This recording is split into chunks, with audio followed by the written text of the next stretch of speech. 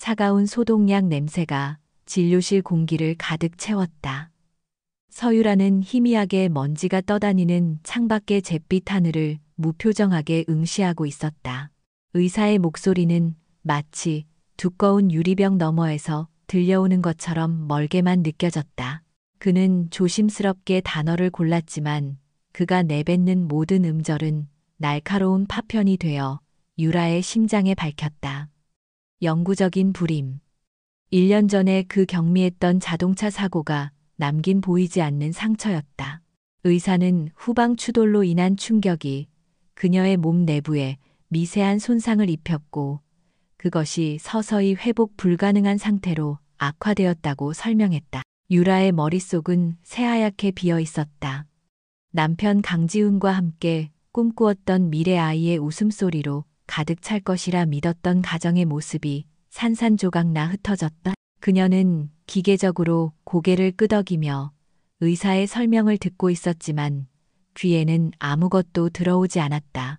진료실을 나온 유라는 텅 빈 복도를 좀비처럼 걸었다. 1년 전 그날의 기억이 안개처럼 피어올랐다. 퇴근길 신호대기 중에 뒤에서 달려온 차가 그녀의 차를 들이받았다. 충격은 크지 않았고 그녀는 가벼운 타박상 외에는 별다른 이상이 없었다. 차에서 내린 젊은 여자는 겁에 질린 얼굴로 연신 고개를 숙이며 사과했다.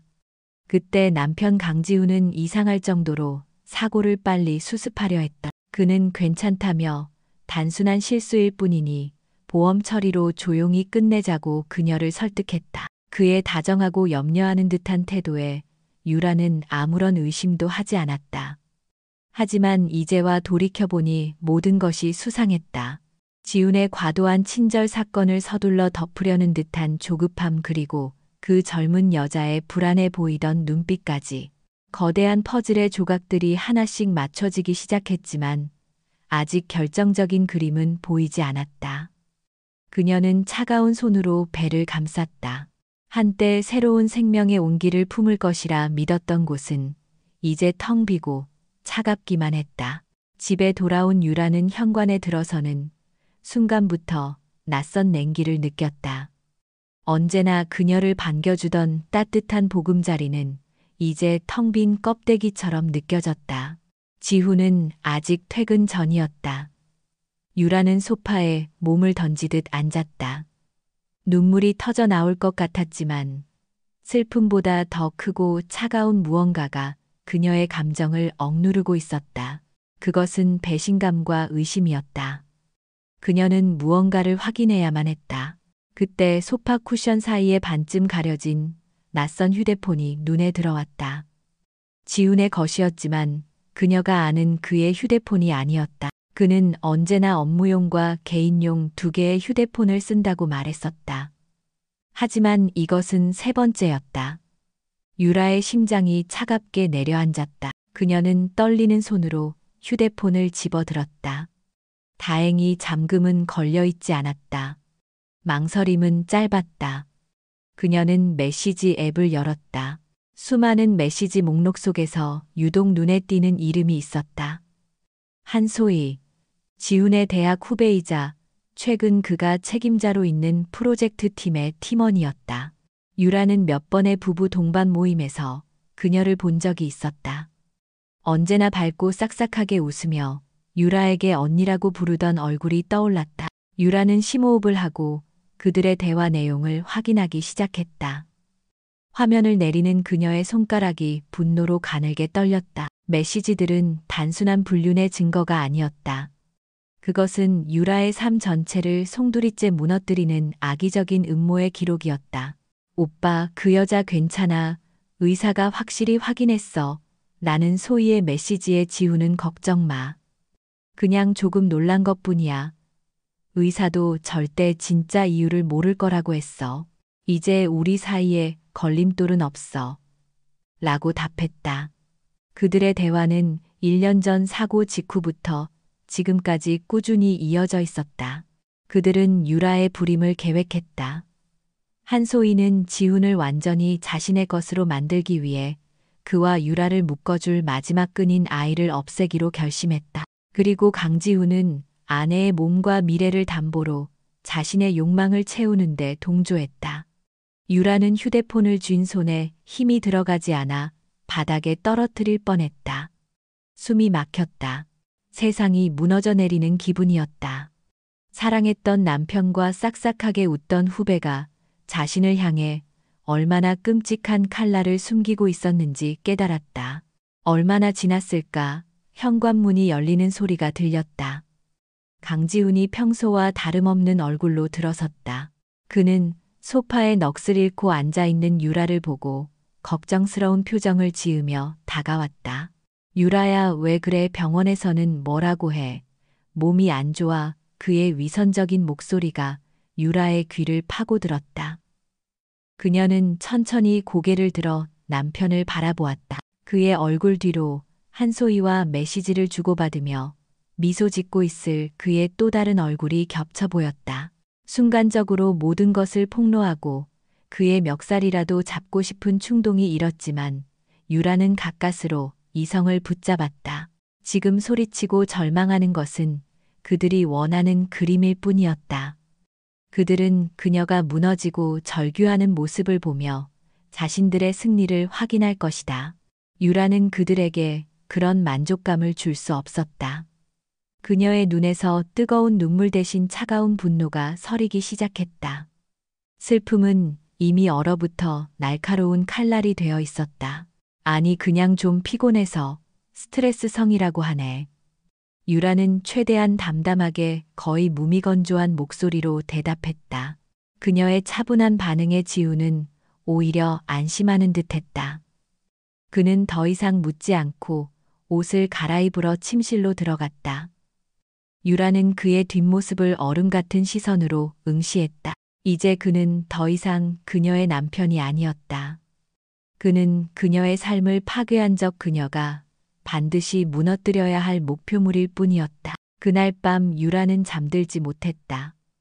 지훈이 옆에서 곤히 잠든 동안 그녀는 거실로 나와 어둠 속에서 생각에 잠겼다. 강지훈은 비겁하고 나약한 인간이다. 진짜 적은 한소희, 그리고 그녀의 뒤에 있는 그녀의 집안이었다. 한소희의 아버지는 중견건설사의 사장이었고 그들은 자신들의 부와 영향력을 이용해 모든 것을 덮을 수 있다고 믿고 있었다. 평범한 방법으로는 그들을 상대할 수 없었다. 그들의 오만함을 짓밟기 위해서는 그들보다 훨씬 더 압도적인 힘이 필요했다. 유라의 머릿속에 한 사람의 이름이 떠올랐다. 권태민. 국내 재계 서열 1위인 TK그룹의 총수. 그는 냉혹한 카리스마와 무자비한 사업 수완으로 얼음 황제라 불리는 남자였다.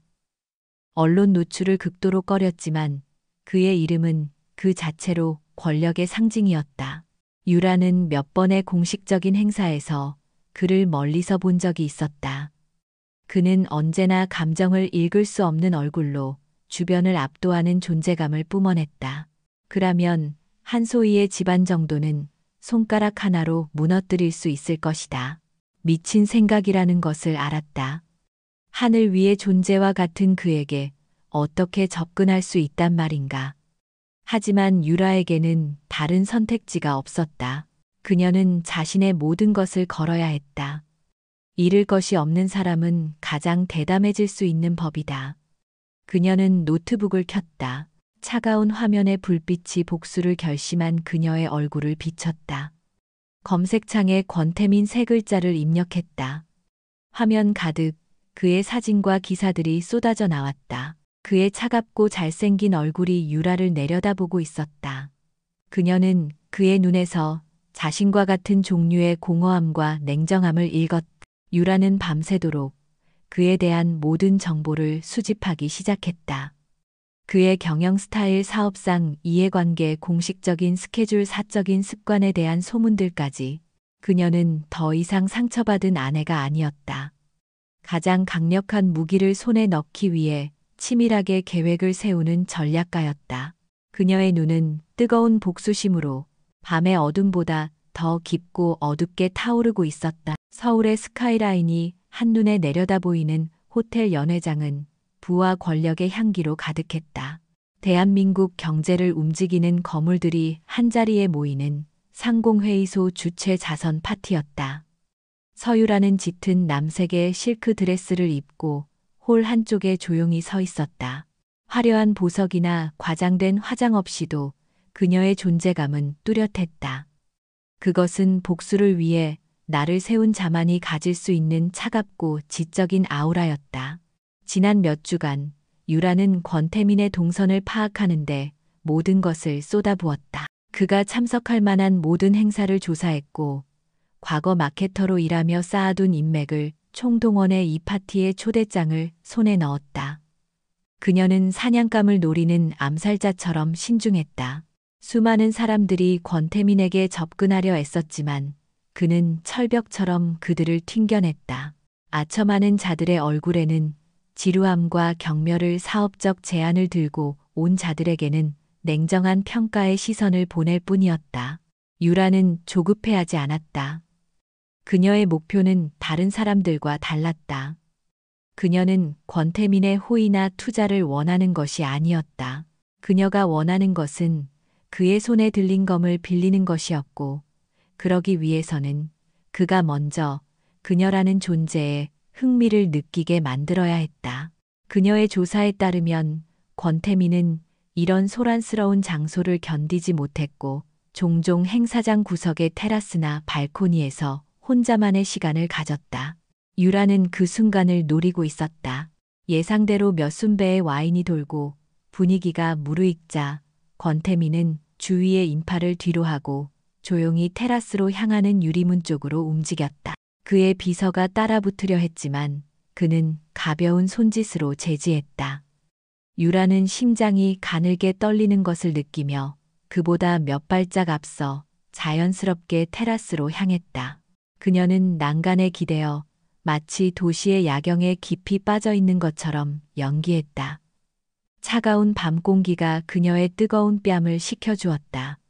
잠시 후 등 뒤에서 낮은 구두 소리와 함께 묵직한 존재감이 느껴졌다.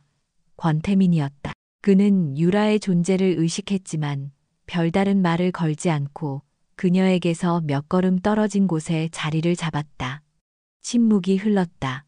대부분의 여자들은 이런 상황에서 어떻게든 그의 시선을 끌기 위해 말을 걸거나 실수를 가장한 행동을 했을 것이다. 하지만 유라는 움직이지 않았다. 그녀는 그가 먼저 자신을 관찰할 시간을 주었다. 팽팽한 침묵을 깬 것은 유라였다. 그녀는 여전히 야경의 시선을 고정한 채 혼잣말처럼 나지막이 입을 열었다. 진양건설 참으로 탐나는 매물이지만 삼키기엔 가시가 많아 보입니다. 특히 보이지 않는 손에 의해 조종되는 소액 주주들이라면 더욱 그렇죠. 그녀의 목소리는 차분했지만 그 내용은 결코 가볍지 않았다.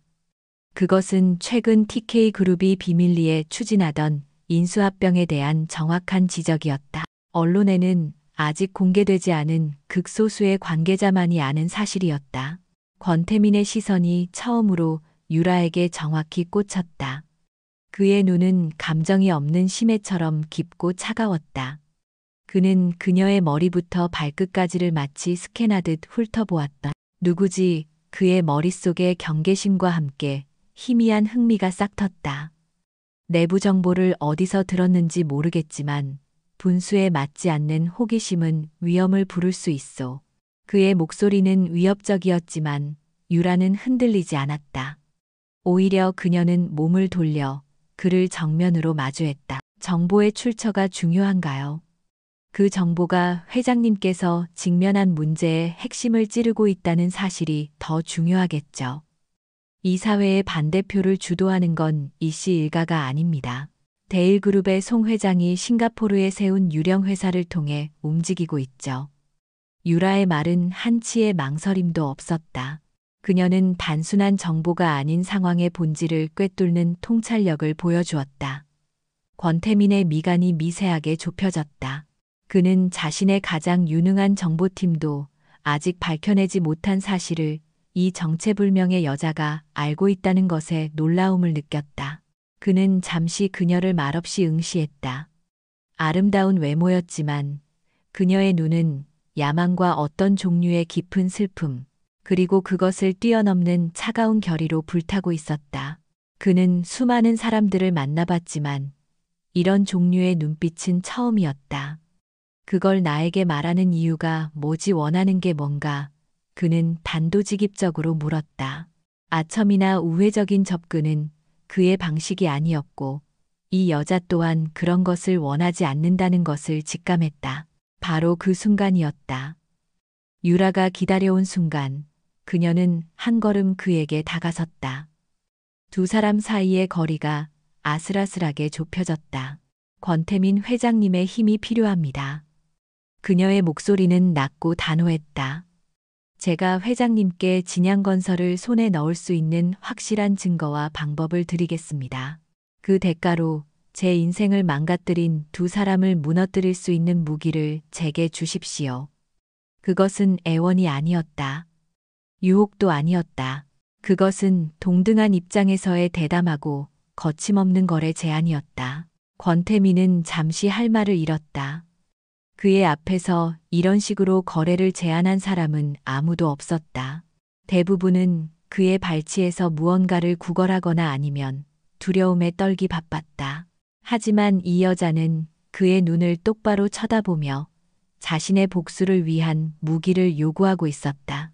그의 입가에 처음으로 흥미롭다는 듯한 그러나 차가운 미소가 희미하게 떠올랐다. 복수라, 재미있는 단어로군. 당신의 사소한 복수극에 내가 왜 어울려줘야 하지? 유라는 그의 조소적인 반응에 전혀 위축되지 않았다. 사소하지 않습니다. 그들은 돈으로 환산할 수 없는 것을 제게서 빼앗아 갔습니다. 그러니 저는 그들이 가진 모든 것을 빼앗을 겁니다. 재산, 명예, 그리고 미래까지 전부. 이건 제게 전쟁입니다. 그녀의 목소리에 담긴 얼음 같은 분노가 권태민의 심장에 미세한 파문을 일으켰다. 그는 그녀의 눈 속에서 과거의 자신을 보았다. 모든 것을 잃고 복수만을 위해 살아남았던 젊은 날의 자신을. 그는 이 거래가 자신에게 어떤 이득이 될지 빠르게 계산했다. 진양건설은 그의 수건 사업 중 하나였고 이 여자가 가진 정보가 사실이라면 난관을 단번에 해결할 수 있었다. 리스크는 있었다. 정체불명의 여자와 엮이는 것, 그리고 그녀의 복수극에 휘말리는 것. 하지만 권태민은 언제나 높은 리스크 뒤에 높은 수익이 따른다는 것을 아는 남자였다. 무엇보다 그는 서유라라는 여자 자체가 궁금해졌다. 그녀의 대담함, 지성, 그리고 심연을 알 수 없는 그 눈빛이. 긴 침묵이 테라스의 공기를 짓눌렀다. 유라는 초조함을 감추고 묵묵히 그의 결정을 기다렸다.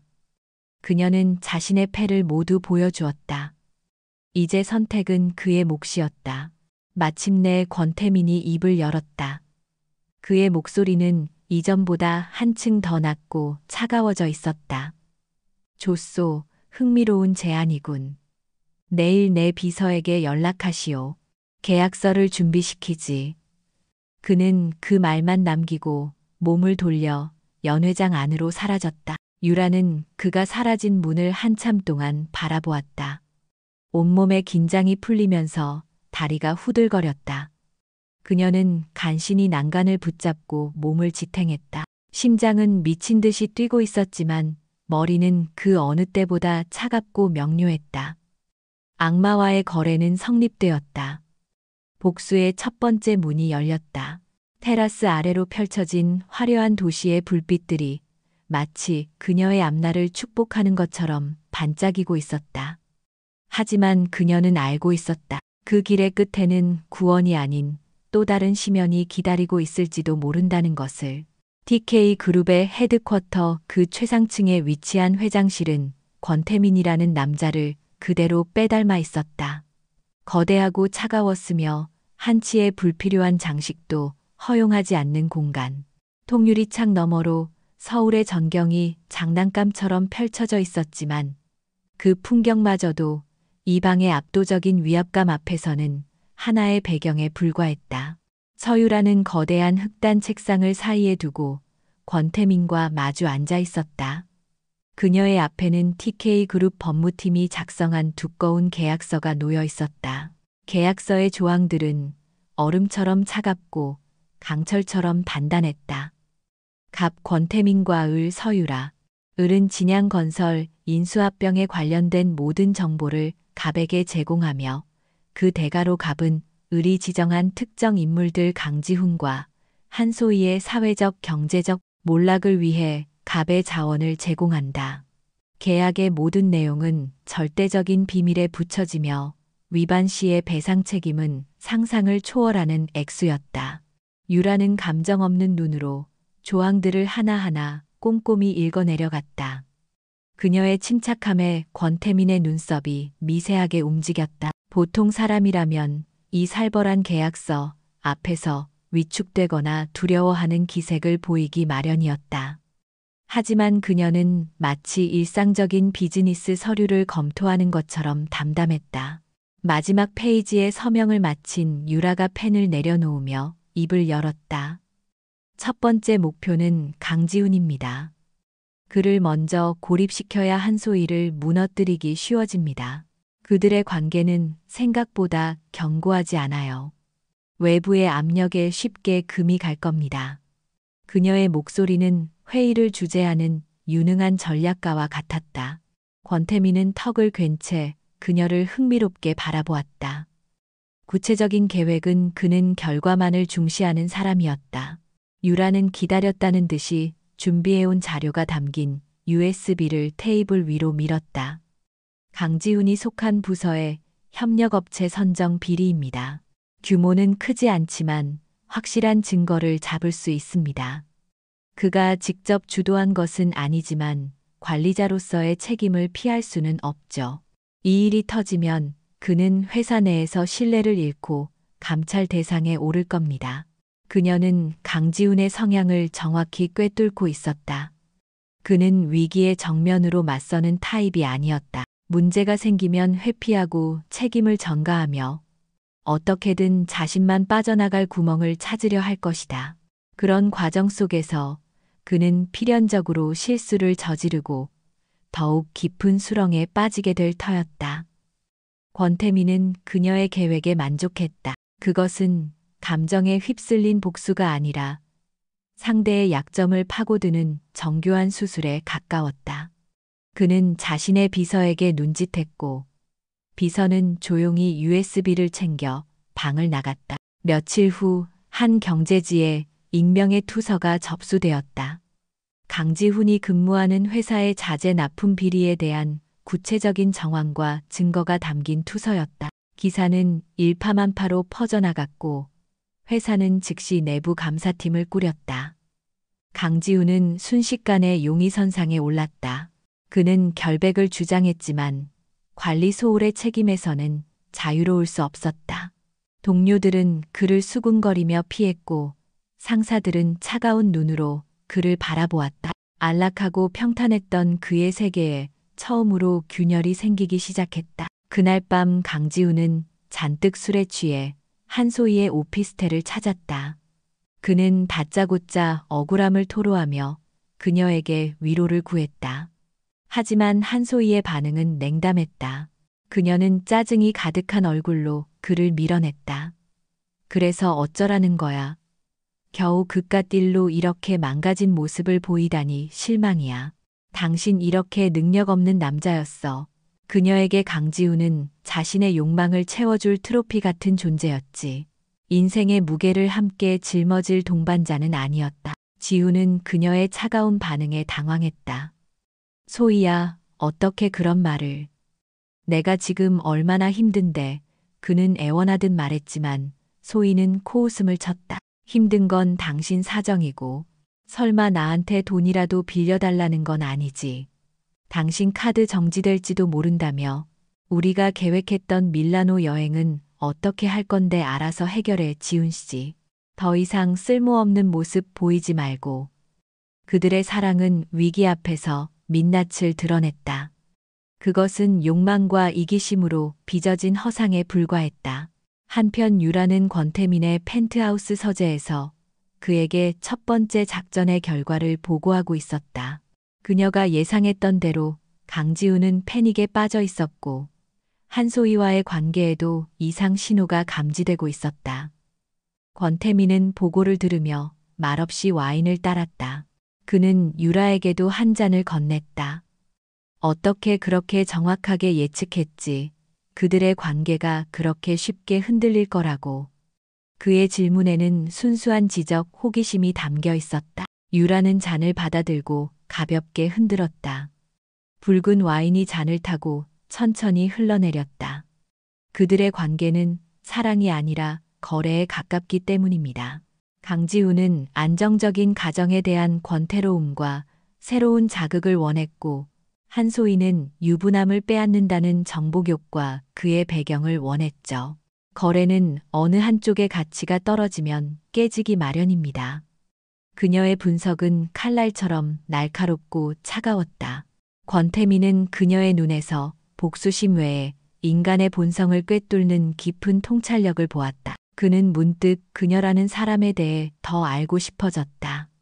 계약서상의 을이 아닌 서유라라는 여자에 대해. 늦은 시간까지 다음 계획을 검토하는 그녀의 얼굴에는 지친 기색이 역력했다. 하지만 그녀의 눈은 여전히 빛을 잃지 않고 있었다.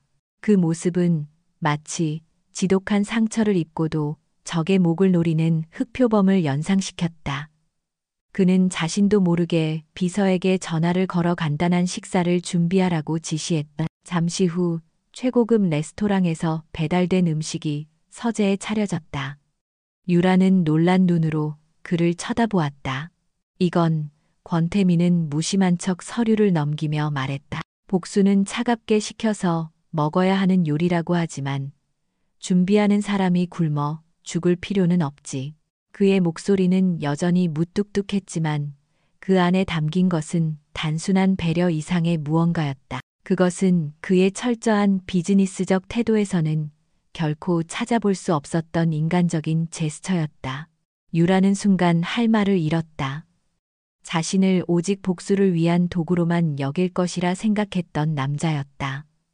하지만 그는 지금 그녀의 허기를, 그녀의 지친 상태를 보고 있었다. 그녀는 그의 얼음 같은 가면 뒤에 숨겨진 의외의 모습을 발견했다. 그것은 아주 작은 틈이었지만 그 틈으로 새어 들어온 희미한 온기가 그녀의 얼어붙었던 마음 한구석을 미세하게 녹이는 듯했다. 복수를 위한 계약 관계, 그 차가운 표면 아래에서 두 사람의 관계에도 보이지 않는 균열이 생겨나고 있었다. 한소희는 어리석지 않았다. 그저 세상이 자신의 발 아래에 있다고 믿을 만큼 오만할 뿐이었다. 강지훈이 회사에서 곤경에 처한 것이 단순한 불운이 아니라는 것을 직감했다. 그 타이밍은 너무나 절묘했고 공격은 너무나 정확했다. 그녀의 머릿속에 단 한 사람 서유라의 얼굴이 떠올랐다. 하지만 이해할 수 없었다. 남편에게 버림받고 아이도 가질 수 없는 아무런 힘도 없는 그 여자가 어떻게 감히 자신에게 덤벼들 수 있단 말인가. 그녀의 오만함은 곧 분노로 바뀌었다. 감히 자신의 장난감을 망가뜨리고 자신의 계획에 흠집을 낸 것에 대한 참을 수 없는 모욕감을 느꼈다. 한소희는 자신이 가장 잘하는 방식으로 반격하기로 결심했다. 그것은 진실이나 전략과는 거리가 먼 오직 상대를 진흙탕 속으로 끌어내려 짓밟는 방식이었다. 그녀는 아버지 회사의 홍보팀을 동원하고 돈으로 움직이는 온라인 여론 조작꾼들을 고용했다. 서유라에 대한 악의적인 소문이 인터넷 커뮤니티와 SNS를 통해 삽시간에 퍼져나가기 시작했다.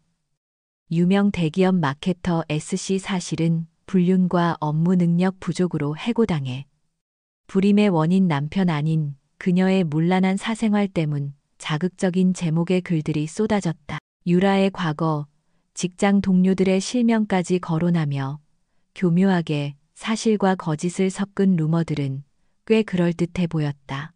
유라의 휴대폰은 발신자 불명의 욕설 문자와 조롱 섞인 전화로 쉴 새 없이 울려댔다. 그녀는 이것이 한소희의 발악이라는 것을 알았지만 날카로운 비수가 되어 날아오는 말들에 마음 한구석이 쓰라린 것은 어쩔 수 없었다.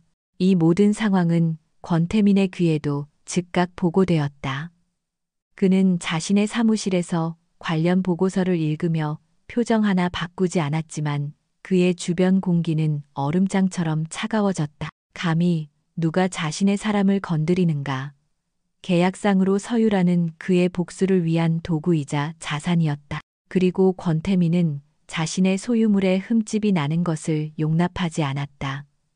더군다나 한소희의 방식은 그가 가장 경멸하는 저급하고 비열한 수법이었다. 그것은 서유라에 대한 공격이자 자신에 대한 모욕이었다. 그는 비서를 불렀다. 지금 즉시 법무팀과 홍보팀을 움직여 관련 게시물 작성자와 유포자 모두 명예훼손으로 고소해. 사이트 관리자들에게는 내용 증명을 보내고 24시간 내로 삭제하지 않을 시 모든 법적 책임을 묻겠다고 경고해. 그의 지시는 짧고 단호했다. 곧이어 그는 또 다른 전화 한 통을 걸었다. 상대는 한소희의 아버지 한 회장이었다. 한 회장 권태민이요.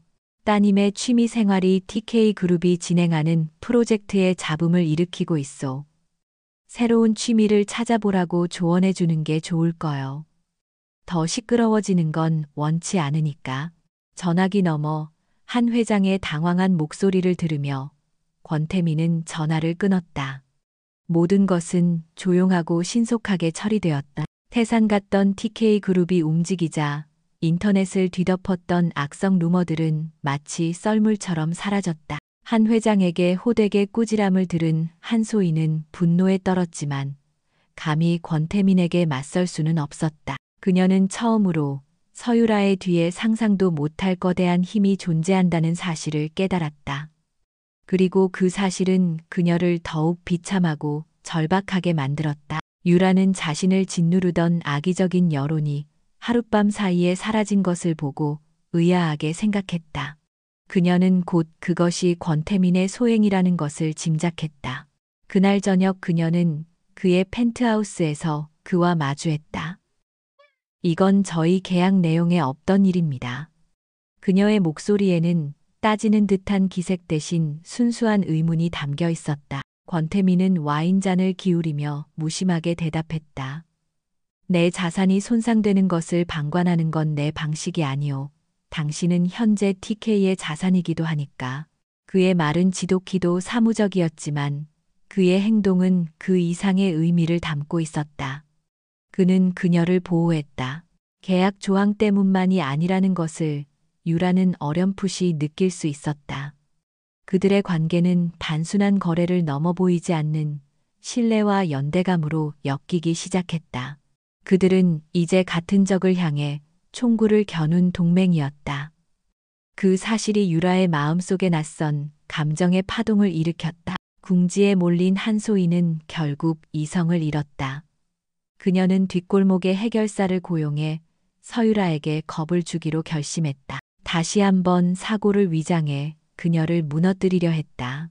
늦은 밤 유라가 자신의 차로 향하던 인적 드문 지하 주차장에서 어둠 속에 숨어 있던 남자 2명이 그녀의 앞을 가로막았다.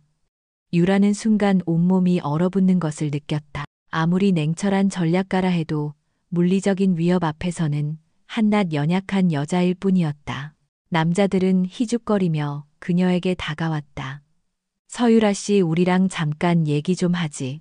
그들의 눈빛은 노골적인 악의로 번들거렸다. 유라는 뒷걸음질 쳤지만 등 뒤의 차가운 벽이 그녀의 퇴로를 막았다.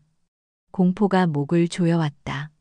바로 그 순간 날카로운 타이어 마찰음이 주차장을 갈랐다. 검은색 세단 한 대가 맹렬한 속도로 코너를 돌아 그들 앞에 멈춰 섰다.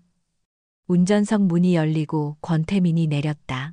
그의 등 뒤에서 건장한 경호원들이 순식간에 나타나 불량배들을 덮쳤다.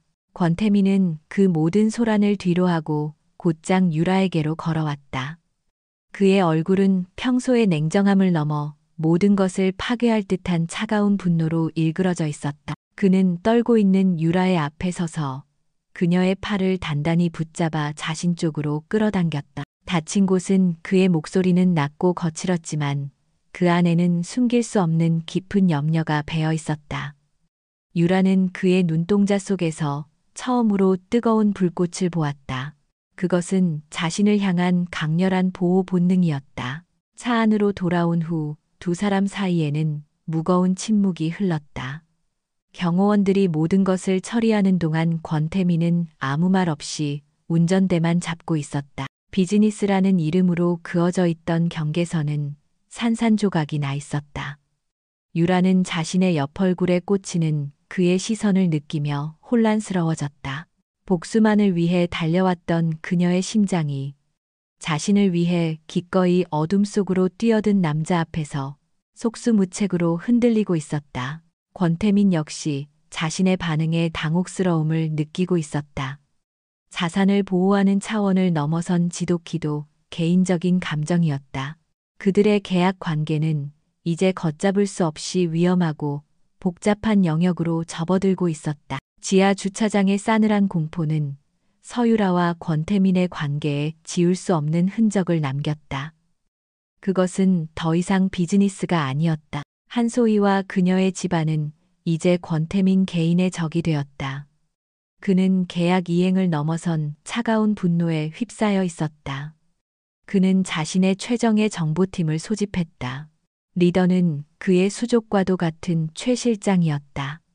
한성건설 한 회장 일가에 대한 모든 것을 샅샅이 뒤져 먼지 한 톨까지 남김없이 그들을 한 번에 무너뜨릴 수 있는 결정적인 무기를 찾아내 유라는 더 이상 방관자로 남기를 거부했다.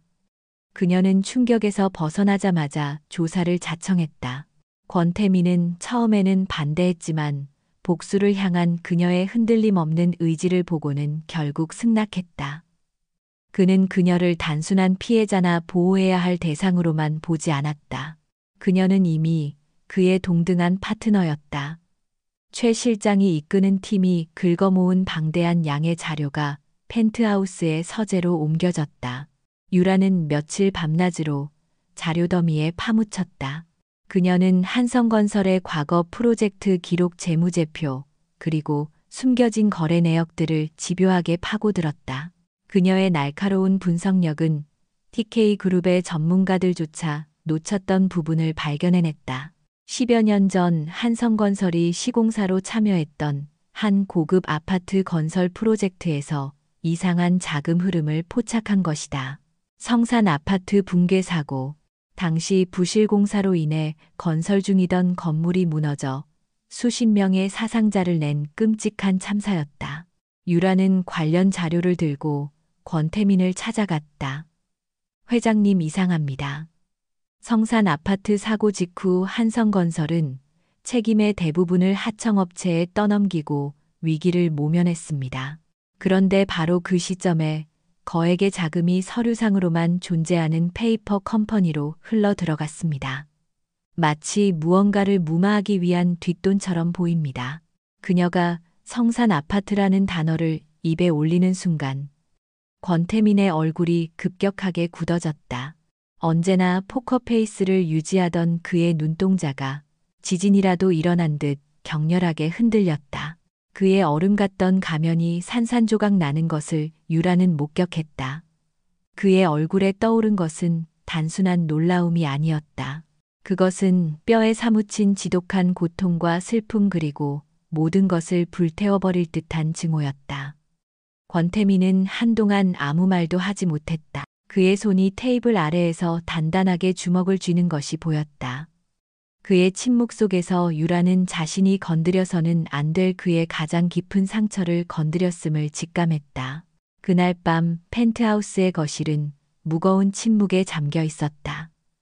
권태민은 통유리창 앞에 서서 도시의 야경을 내려다보고 있었다. 그의 등이 너무나도 외로워 보였다. 마침내 그가 입을 열었다. 그의 목소리는 평소보다 훨씬 낮고 잠겨 있었다. 성산 아파트 붕괴 사고, 그곳에서 우리 가족이 모두 죽었소. 유라는 숨을 멈췄다. 그의 고백은 천근만근의 무게로 그녀의 심장을 짓눌렀다. 부모님, 그리고 하나뿐인 여동생까지 그 아파트의 최상층을 분양받아 입주할 날만 손꼽아 기다리고 계셨지. 모든 조각이 맞춰졌다. 그가 왜 그렇게 필사적으로 힘을 갈망했는지, 왜 세상을 향해 이토록 차가운 벽을 쌓았는지. 한성건설은 그의 가족을 앗아간 원수였다. 그들은 돈과 권력으로 진실을 덮고 작은 하청업체의 모든 죄를 뒤집어 씌웠다. 어린 권태민은 그 거대한 부조리 앞에서 아무것도 할 수 없었다. 그래서 그는 스스로 거인이 되기로 결심했던 것이다. 언젠가 자신의 손으로 그들을 심판하기 위해. 이제 유라의 복수는 더 이상 그녀 혼자만의 것이 아니었다. 그녀의 미래를 앗아간 자들은 그의 과거 전부를 앗아간 자들이기도 했다. 그들의 목표는 하나가 되었다. 이것은 더 이상 계약 관계가 아니었다. 그것은 운명이었다. 거대한 비극이 남긴 상처가 두 사람을 하나의 목적으로 단단히 묶어버렸다. 유라는 조용히 그에게 다가갔다.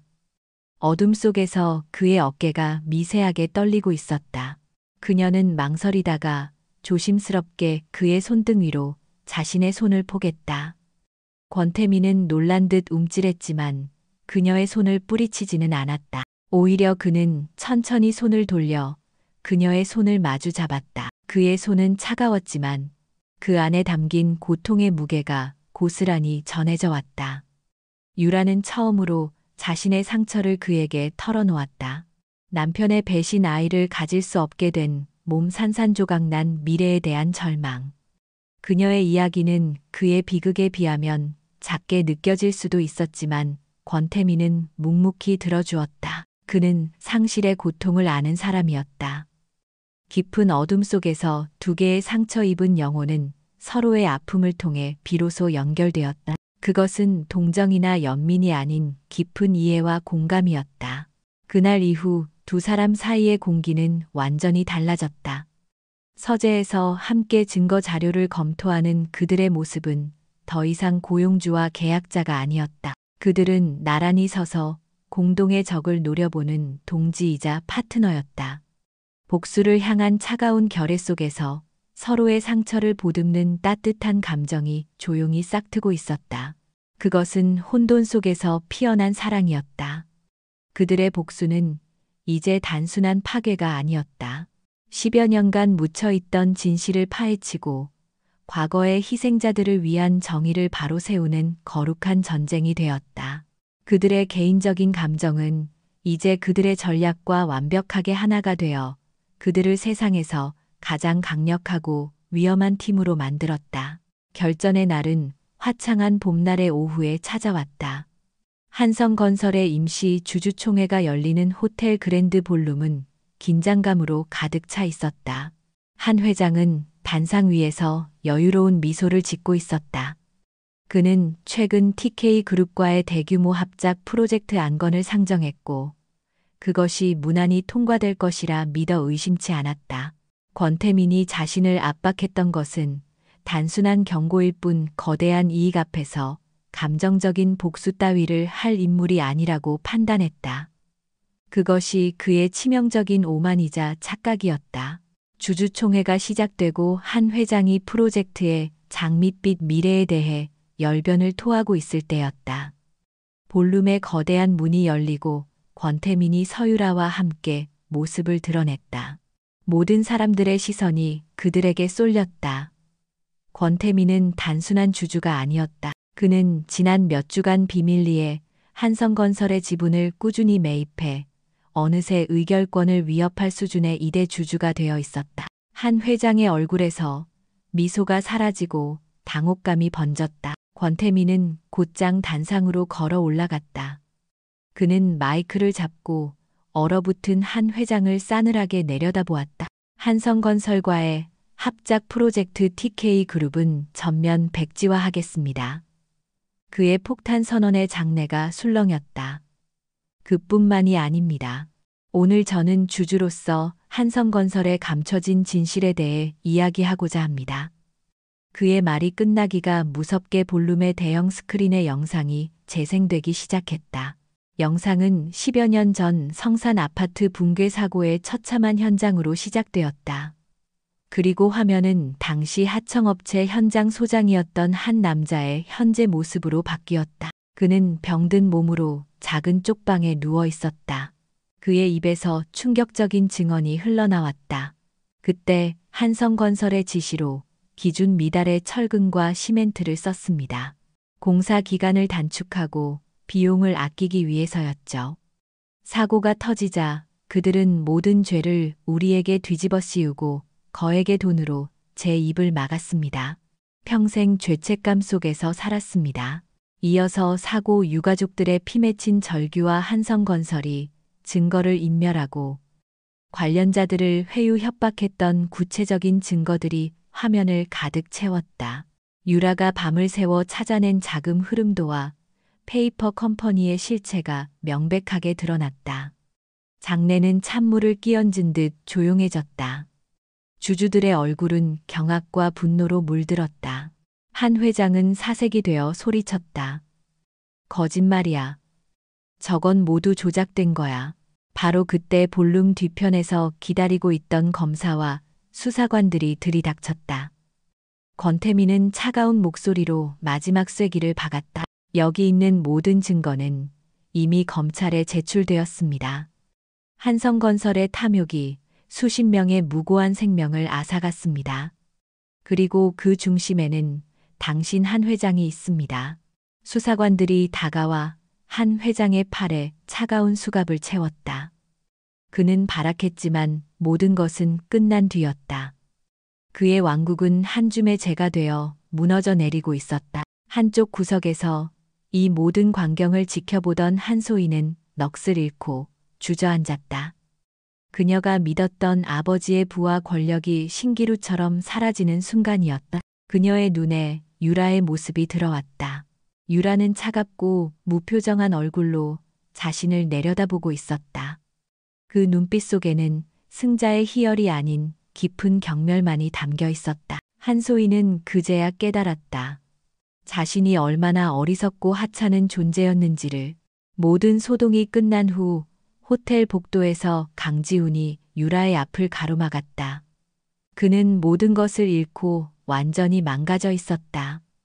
회사에서는 해고당했고 한소희에게는 버림받았다. 그는 유라의 바짓가랑이라도 붙잡고 싶은 심정으로 애원했다. 유라야, 내가 잘못했어. 내가 정말 미쳤었나 봐. 제발 한 번만 용서해줘. 우리 다시 시작하자. 응, 그의 비굴한 모습에 유라는 어떤 감정도 느끼지 못했다. 그녀의 마음속에서 그는 이미 오래전에 죽은 사람이었다. 당신은 용서를 구할 자격조차 없어. 당신이 내게서 빼앗아간 것들을 생각해봐. 유라는 얼음처럼 차가운 목소리로 말했다. 나는 당신을 용서하지 않아. 다만 더 이상 당신을 증오하는데 내 시간을 낭비하지 않을 뿐이야. 당신은 이제 내 인생에 아무런 가치도 없는 존재니까. 그녀는 그를 스쳐 지나갔다. 강지우는 그녀의 싸늘한 뒷모습을 보며 복도에 주저앉아 절망적으로 오열했다. 모든 것이 끝났다. 복수는 완벽하게 이루어졌다. 호텔 밖으로 나온 유라는 눈부신 햇살에 잠시 눈을 찡그렸다. 옆에 선 권태민이 조용히 그녀의 어깨를 감쌌다. 괜찮소. 그의 목소리는 드물게도 부드러웠다. 유라는 고개를 끄덕였지만 마음 한구석이 텅 비어버린 듯한 공허함을 느꼈다. 오랫동안 자신을 지탱해왔던 복수라는 목표가 사라지자 앞으로 어떻게 살아가야 할지 막막했다. 그녀는 이겼다. 하지만 이 승리는 너무나 많은 상처와 대가를 치르고 얻은 것이었다. 복수를 위해 그녀는 자신의 일부를 악마에게 내주어야 했다. 차갑고 계산적인 전략가가 되어야 했고 타인의 불행을 딛고 일어서야 했다. 권태민 역시 마찬가지였다. 그는 10여 년간 품어온 복수를 마침내 이루었지만 그의 얼굴에도 기쁨보다는 깊은 허무함이 서려 있었다. 그들은 승리했지만 동시에 전쟁의 가장 큰 피해자이기도 했다. 이제 그들 앞에는 복수가 끝난 후에 황량한 벌판만이 남아 있었다. 복수가 끝난 후의 세상은 소란스러웠다. 한성건설의 비리는 연일 뉴스를 장식했고 사람들은 그들의 탐욕과 부패에 분노했다. 정의가 실현되었다고 모두가 말했다. 하지만 서유라의 세상은 오히려 깊은 침묵 속으로 가라앉았다. 오랫동안 그녀의 삶을 이끌어온 단 하나의 목표. 그녀를 잠 못 들게 하고 먹지 못하게 하고 오직 앞으로만 달리게 했던 그 지독한 불꽃이 꺼져버린 후 남은 것은 텅 빈 잿더미뿐이었다. 그녀는 대부분의 시간을 집에서 보냈다. 아침에 눈을 뜨면 무엇을 해야 할지 알 수 없었다. 증오할 대상이 사라진 세상은 낯설고 공허했다. 그녀를 괴롭히던 악몽은 더 이상 나타나지 않았지만 그렇다고 평온한 단잠을 잘 수 있는 것도 아니었다. 승리의 달콤함 대신 그녀의 혀끝에는 씁쓸한 뒷맛만이 맴돌았다. 복수는 상처를 치료해주지 않았다. 그저 더 깊은 상처 위에 임시로 덮어놓은 붕대에 불과했다는 것을 그녀는 깨닫고 있었다. 권태민 역시 비슷한 시간을 보내고 있었다. 그는 10수년 만에 처음으로 가족의 납골당을 찾았다. 차가운 대리석 앞에서 그는 오랫동안 침묵을 지켰다. 원수들은 죗값을 치르게 되었지만 사진 속에서 환하게 웃고 있는 가족들은 돌아오지 않았다. 그는 평생을 바쳐 벼려온 칼을 마침내 휘둘렀지만 그 칼은 적을 베는 동시에 그 자신에게도 깊은 상처를 남겼다. 목표를 이룬 삶은 방향을 잃은 배처럼 망망대해에 홀로 떠 있는 기분이었다. 어느 날 오후 권태민은 유라를 찾아왔다. 그는 아무 말 없이 그녀를 차에 태워 한적한 강변의 미술관으로 데려갔다. 그곳은 복수를 계획하던 중 유라가 머리를 식히기 위해 가끔 찾던 곳이었다. 두 사람은 소음 하나 없는 전시관을 천천히 걸었다. 그림의 색채와 형태는 아름다웠지만 그들의 눈에는 들어오지 않았다. 그들은 서로의 얼굴에서 자신과 같은 종류의 공허함을 전쟁이 끝난 후 폐허에 홀로 남겨진 병사의 고독을 읽고 있었다. 미술관 카페의 창가에 마주 앉아 유라가 먼저 침묵을 깼다. 그들을 무너뜨리는 것만 생각했어요. 그 후에 제 삶에 대해서는 단 한 번도 생각해 본 적이 없었나 봐요. 이제 뭘 해야 할지, 어떻게 살아야 할지 아무것도 모르겠어요. 그녀의 목소리는 힘없이 떨리고 있었다. 그동안 억눌러왔던 나약함과 혼란이 비로소 터져 나온 순간이었다. 그녀는 더 이상 강인한 전략가가 아닌 길을 잃은 한 사람이었다.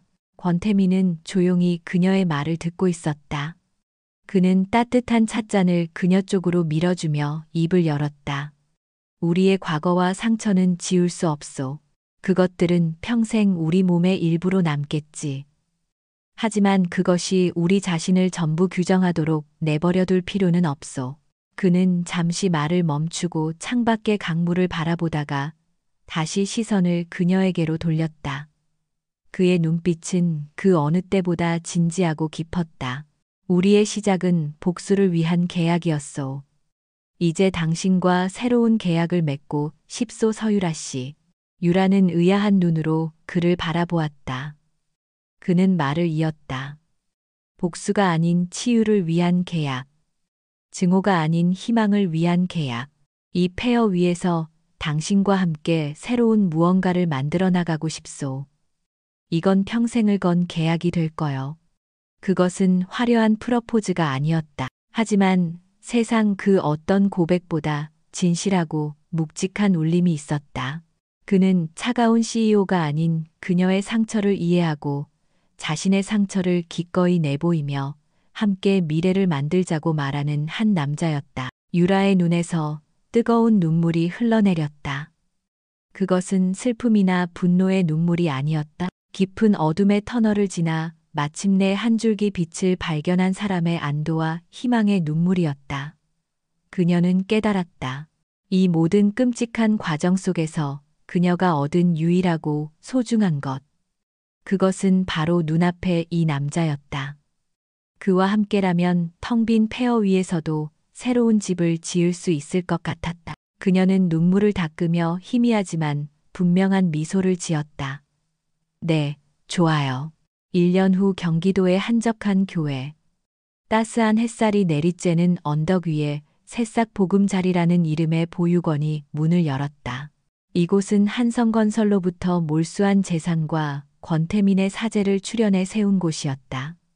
아이들의 해맑은 웃음소리가 마당 가득 울려 퍼졌다. 유라는 아이들 틈에 앉아 동화책을 읽어주고 있었다. 그녀의 얼굴에는 과거의 그늘 대신 온화하고 평온한 미소가 자리 잡고 있었다.